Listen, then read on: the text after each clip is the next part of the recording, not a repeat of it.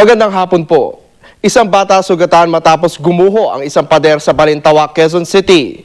Tambak ng lupa, lumang gulong at semento ang gumuho at humarang sa harap ng ilang bahay sa Kaingin Road sa Barangay Apolonia, Samsom kaninang umaga. Naitakbo naman agad sa ospital ang nasaktan 11 taong gulang na si Fritzy Escala. Nangako naman na may-ari ng lugar na sasagutin ang gasto sa pagpapaospital ng bata. Inutusan din ng may-ari ng mga rumespondent taga Quezon City Government na ipagawa ang gumuhong pader, bubong ng property at ma-stabilize ang lugar. May panganib pa rin daw na gumuho ang bahagi ng pader na nakatayo kaya pinalilikas na ang mga residente sa lugar. Hindi rin maaaring bumalik ang mga residente hanggang sa magbigay ang QC Government ng clearance.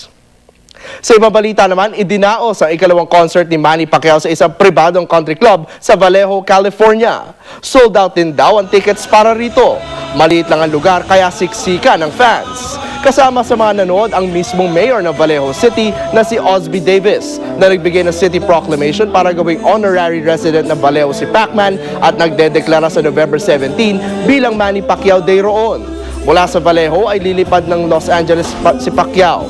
Gabi ng Huwebes doon ay uuwi siya ng Pilipinas at umaga ng Sabado ang dating niya sa bansa.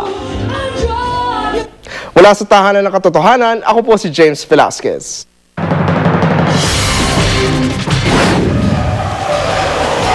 Mahigit 70 aso na kakatayin umano na iligtas.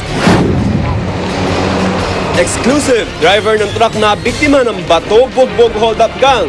Modus ng grupo, alamin. At Raymart Santiago ipinasyal ang dalawang anak sa amusement park kung saan nagtitaping siya ng bantatay.